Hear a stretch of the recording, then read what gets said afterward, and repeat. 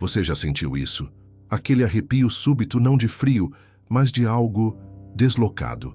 Aquela sensação estranha, quase elétrica, que percorre a sua alma quando você compartilha uma vitória, uma bênção, um sonho realizado com alguém que você considera um amigo, um irmão, um confidente. Você oferece o seu sorriso mais puro, a sua alegria mais genuína, transbordando de gratidão. Mas a resposta que recebe, ainda que venha embrulhada em palavras de parabéns, parece vazia, oca, como um eco em um poço sem fundo. Os lábios sorriem, mas os olhos não conseguem mentir. Eles são janelas que revelam uma paisagem interior de descontentamento. E você sente um aperto no peito, uma pontada de confusão, e se pergunta em um sussurro silencioso: será que é coisa da minha cabeça? Ou talvez você tenha sentido de outra forma. A sensação de que, não importa o quanto você reme, o seu barco parece estar ancorado por uma corrente invisível. Você ora, você busca, você trabalha, mas uma força invisível parece te prender, te sabotar, te manter em um ciclo de estagnação. Seus projetos que começam com tanto vigor perdem o fôlego misteriosamente. Suas emoções vivem em uma montanha-russa de altos e baixos, da euforia à melancolia, sem uma causa aparente. E a paz?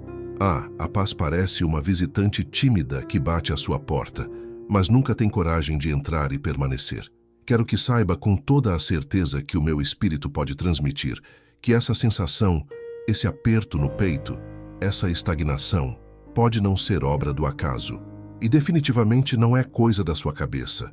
É o seu espírito, o seu discernimento dado por Deus, o seu homem interior, como as Escrituras o chamam, tentando te alertar. Deus, em sua infinita sabedoria e amor, tem maneiras misteriosas e, ao mesmo tempo, cristalinas de nos revelar a verdade. Ele nos mostra quem caminha conosco com um coração puro, celebrando nossa jornada, e quem, ao nosso lado, esconde nas sombras de um sorriso forçado uma inveja disfarçada de amizade. A inveja, essa erva daninha que cresce no solo do coração alheio, mas cujas raízes venenosas se estendem por baixo da terra e tentam silenciosamente sufocar o seu jardim. A inveja é a mãe de muitas confusões, a origem de muitas de nossas lutas emocionais. É um veneno que não apenas adoece quem o sente, mas que também tenta contaminar o alvo de sua amargura. E Deus, como o Pai zeloso que é, muitas vezes nos mostra o perigo de formas que não compreendemos. Ele interrompe caminhos, fecha portas que pareciam certas, cria distâncias que nos causam dor no momento. Tudo para nos livrar de pessoas que, consciente ou inconscientemente, minam nossa energia, zombam dos nossos sonhos em segredo e neutralizam o poder de nossas orações com o peso de seu descontentamento. A forma mais perigosa de inveja não é aquela que se declara inimiga. Essa, ao menos, é honesta em sua hostilidade. A mais destrutiva é aquela que te chama de amigo, aquela que se veste de carinho, de lealdade, de admiração, mas que por dentro se corrói ao ver a sua luz brilhar. Mas hoje você receberá não apenas uma, mas várias chaves divinas, chaves para destravar sua percepção, para se libertar de influências tóxicas e para reconhecer as armadilhas que o inimigo disfarça de bênçãos. As Escrituras Sagradas não são apenas histórias antigas, elas são um manual de vida, um espelho da alma humana e um mapa do mundo espiritual. E nelas encontramos o poder para romper esses vínculos. Vamos mergulhar juntos nessas águas profundas e talvez ao final você entenda por que sua vida travou tantas vezes, por que seu coração se feriu quando você mais confiava e por que, a partir de hoje, você caminhará com uma nova visão, com um novo escudo, com uma nova paz. Nossa primeira parada é no início de tudo, no primeiro jardim, na primeira família. Gênesis, capítulo 4. A história de Caim e Abel. Imagine a cena. A terra ainda jovem, o ar puro. A presença de Deus ainda caminhando entre os homens de forma palpável. Caim, o lavrador, o homem da terra, forte, trabalhador, de mãos calejadas pelo esforço. E Abel, o pastor, o homem do rebanho, de coração gentil e contemplativo, cujo olhar se perdia no horizonte enquanto cuidava de suas ovelhas. Ambos cresceram juntos, sob o mesmo céu, filhos dos mesmos pais. Eram irmãos, o único apoio um do outro naquele mundo vasto e novo. Chegou o dia de oferecer um sacrifício a Deus, um ato de gratidão, de reconhecimento. Caim trouxe os frutos de seu trabalho, os melhores produtos de sua colheita. Um gesto nobre, mas talvez um gesto que vinha do dever, não da devoção, uma formalidade. Abel, por sua vez, trouxe o primogênito de seu rebanho, a parte mais gorda, a mais valiosa. Ele não deu a Deus o que sobrava. Ele deu a Deus o que tinha de melhor, o que representava o seu futuro, a sua segurança. Ele entregou sua confiança, sua alma no altar. E Deus, que não olha para a aparência da oferta, mas para a intenção do coração, se agradou da oferta de Abel. A fumaça do sacrifício de Abel subiu aos céus de forma reta, um sinal de aceitação. Mas a de Caim se dispersou pelo chão recusada. Naquele instante, uma semente maligna foi plantada no coração de Caim. Não era apenas decepção, era mais sombrio. Era a inveja. Porque Abel? O que ele tem que eu não tenho? O nosso Deus não é o mesmo? O seu rosto se fechou. A alegria de seu irmão se tornou o seu tormento. O favor de Deus sobre Abel se tornou uma ofensa pessoal, uma afronta para Caim. Deus, que vê o mais profundo da alma, se aproximou de Caim. Com a voz de um pai preocupado, ele o alertou. Por que você está tão irado? Por que o seu rosto está transtornado? Se você fizer o bem, não será aceito, mas se não o fizer, o pecado o ameaça à porta. Ele deseja conquistá-lo, mas você deve dominá-lo. Que momento de misericórdia! Deus deu a Caim a chance de olhar para dentro, de confrontar a escuridão que nascia em seu peito, de dominar o monstro da inveja antes que ele o devorasse. Mas Caim não quis ouvir. A inveja já havia se tornado um sussurro alto demais, uma voz que prometia uma falsa justiça, uma vingança distorcida. E então, ele disfarçou. A inveja se escondeu atrás de uma máscara de normalidade. Ele se aproximou de Abel, não com o rosto fechado, mas com um convite fraternal. Vamos ao campo, disse ele. E Abel, com seu coração puro e inocente, foi. Ele não via maldade em seu irmão. Ele via apenas seu irmão. Ele confiava. E lá no silêncio do campo, longe de todos os olhares, a inveja que se tornou ódio, o ódio que se tornou planejamento, transbordou em violência. Caim se levantou contra seu irmão e o matou, trazendo para a sua vida. A lição aqui é devastadora e vital. A inveja mais perigosa pode nascer dentro da nossa própria casa, no nosso círculo mais íntimo, entre aqueles que dividem o nosso sangue, o nosso pão, a nossa história. O campo hoje pode ser uma conversa em um grupo de WhatsApp, um almoço de domingo, uma sala de reuniões. O convite para o campo é o convite para um lugar onde você está vulnerável, onde sua guarda está baixa. Sinais de alerta do espírito de Caim. Eles minimizam suas conquistas com elogios ambíguos. Nossa, parabéns, você tem tanta sorte. A palavra sorte anula o seu esforço, sua dedicação e a bênção de Deus. Eles se interessam excessivamente pelos seus fracassos. Quando algo dá errado, eles são os primeiros a oferecer um ombro amigo, mas há um brilho secreto em seus olhos. Eles se alimentam da sua dor. Eles te dão conselhos que semeiam dúvida. Você tem certeza sobre esse novo emprego? Parece arriscado. Essa pessoa que você está namorando? Não sei, tem um mau pressentimento. Eles disfarçam o veneno da inveja como um remédio de prudência. Quando você identificar isso, não confronte com raiva. Lembre-se do alerta de Deus. O pecado o ameaça à porta. Sua tarefa é dominar a sua própria reação. Afaste-se em espírito, ore por proteção e peça a Deus para guardar o seu coração. Peça a Ele para te mostrar o caminho para longe do campo. E se a inveja em casa pode levar à morte, ela também pode levar a uma traição que, paradoxalmente, resulta em salvação para muitos. Vamos para outra família, a de Jacó, a história de José. José era o penúltimo filho, o filho da velhice de Jacó, nascido da mulher que ele mais amava, Raquel. E Jacó não escondia seu favoritismo. Ele deu a José uma túnica longa, colorida, magnífica, um símbolo de status, de favor, de autoridade. Enquanto seus irmãos vestiam as roupas simples de pastores, José desfilava com o manto do preferido do pai. E isso acendeu a chama da inveja. Seus irmãos já o odiavam por isso. Mas então vieram os sonhos. José, em sua inocência juvenil, compartilhava seus sonhos com eles. Sonhos onde os feixes de trigo de seus irmãos se curvavam perante o seu. Sonhos onde o sol, a lua e 11 estrelas se prostravam diante dele. Para José, eram revelações de Deus. Para seus irmãos, era a mais pura arrogância. A inveja que já existia agora transbordava em ódio mortal. Lá vem o sonhador, diziam eles com desprezo. Um dia, Jacó enviou José para ver como seus irmãos estavam no campo. O mesmo cenário, o campo, o lugar do encontro, da vulnerabilidade. Ao vê-lo de longe, a semente da inveja floresceu em um plano assassino.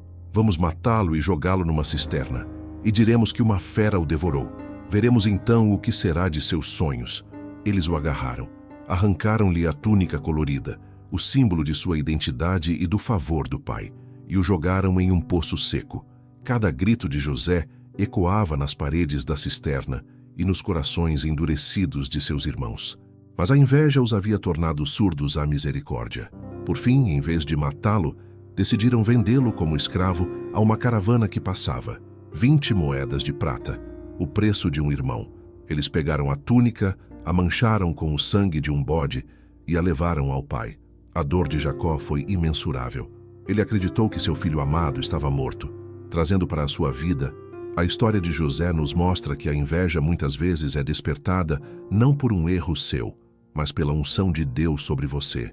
A sua túnica colorida pode ser um talento, um dom, um ministério, uma alegria de viver que os outros não compreendem.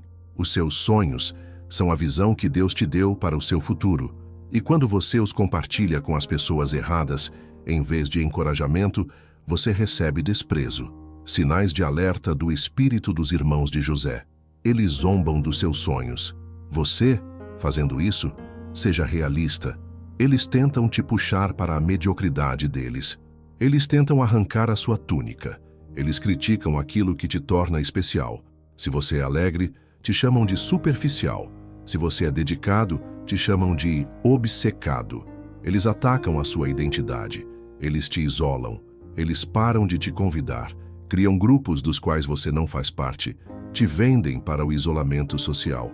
O que José nos ensina? No fundo do poço, ele não tinha nada, a não ser Deus. E Deus estava com ele, no Egito como escravo, na prisão, acusado injustamente. Deus estava com ele. A inveja de seus irmãos o removeu da casa do pai, mas o colocou no caminho de seu destino. O que eles planejaram para o mal, Deus usou para o bem.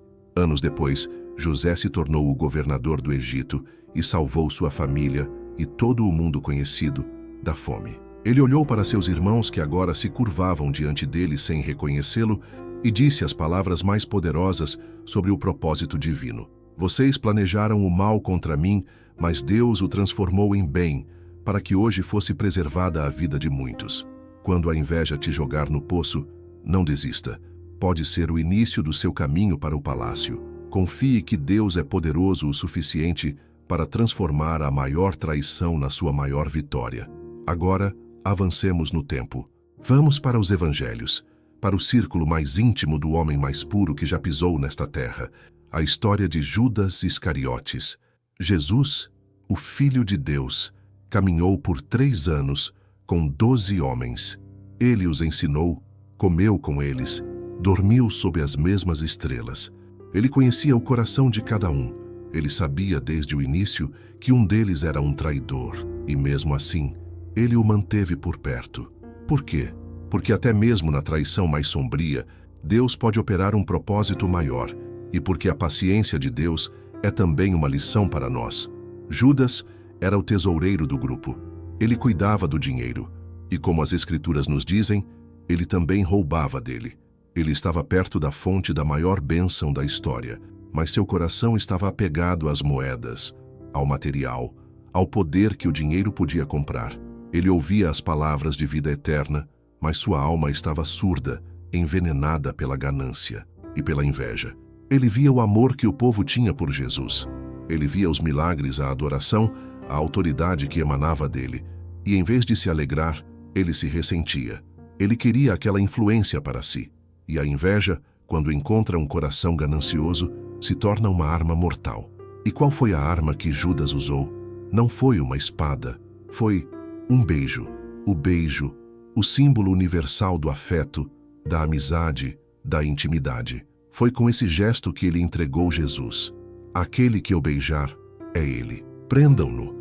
A inveja disfarçada no seu ato mais cruel e simbólico, trazendo para a sua vida. Pessoas invejosas muitas vezes se aproximam de você com um beijo. Elas te elogiam em público, te abraçam, usam palavras doces.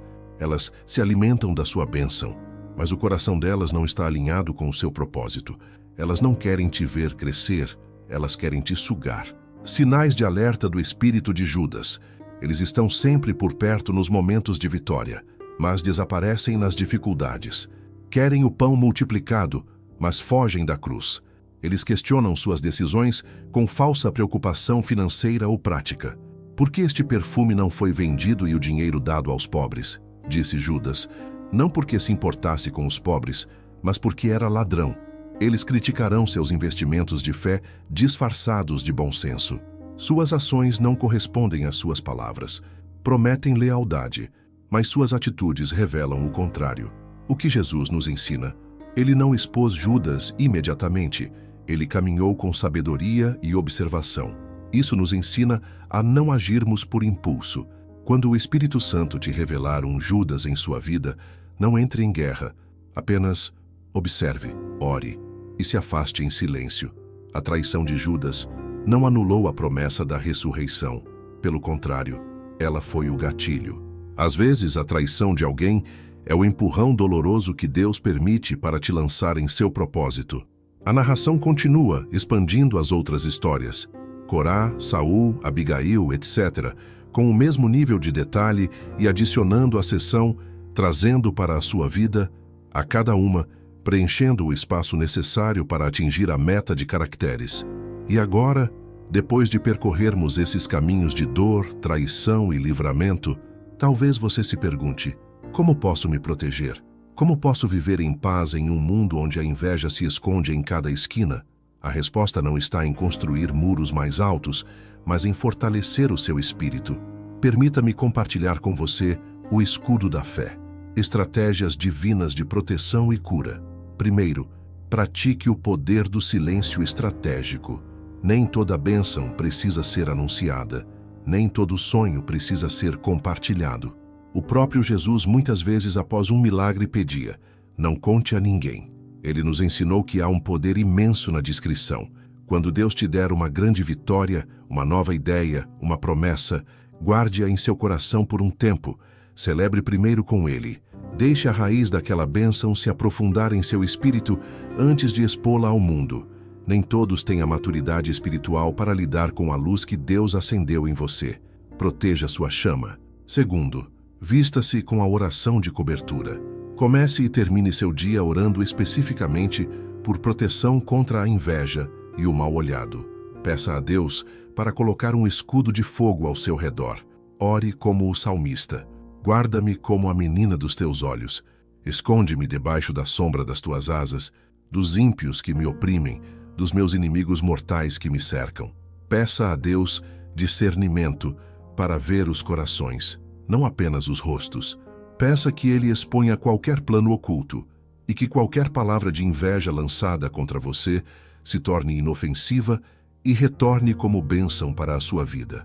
Terceiro, faça o exame do próprio coração. Nesta jornada contra a inveja alheia, o maior perigo é permitir que uma semente dela brote em nosso próprio coração. Pergunte a si mesmo com sinceridade, eu me alegro genuinamente com a vitória dos outros? Ou sinto uma pontada de desconforto? Se você identificar inveja em si mesmo, não se desespere. Confesse-a a Deus imediatamente. Peça a Ele que purifique seu coração e o encha com um amor genuíno. Um coração grato e que celebra os outros é um solo infértil para a amargura da inveja. E quarto, aprenda a perdoar, mas também a proteger. O perdão é inegociável para a nossa saúde espiritual. Você deve perdoar aqueles que te feriram com a inveja deles. Perdoar significa entregar o julgamento a Deus e liberar a pessoa da dívida emocional em seu coração.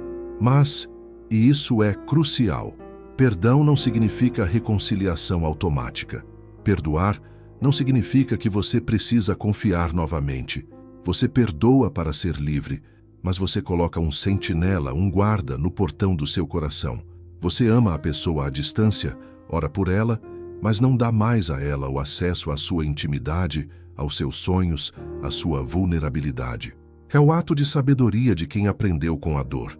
E agora, depois desta longa jornada, o que tudo isso significa para você? Significa que você não está sozinho em suas lutas. Significa que o que você sente é real. Deus está, neste exato momento, trabalhando em seu favor, te revelando o que está oculto, te protegendo de armadilhas que você nem sequer consegue ver.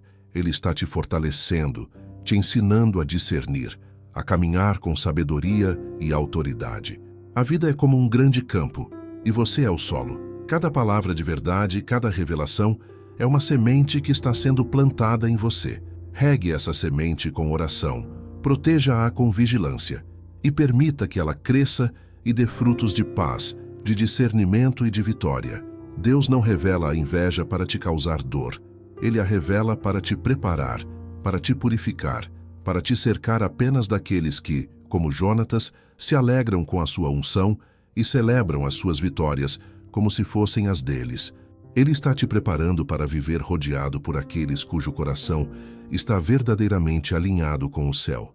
Se esta mensagem tocou o seu coração, se você sentiu que Deus falou com você através destas palavras, eu quero te convidar a fazer um ato profético. Escreva aqui nos comentários: Deus me fez enxergar. Declare que a partir de hoje seus olhos espirituais estão abertos. E se você deseja continuar recebendo este alimento para o seu espírito, se deseja crescer em sabedoria e discernimento, eu te convido a se juntar à nossa família. Se inscreva aqui no canal Som da Alma e ative as notificações. Cada vídeo é uma semente plantada para a sua jornada. Que a paz de Deus, que excede todo entendimento, guarde o seu coração e a sua mente. Fique em paz.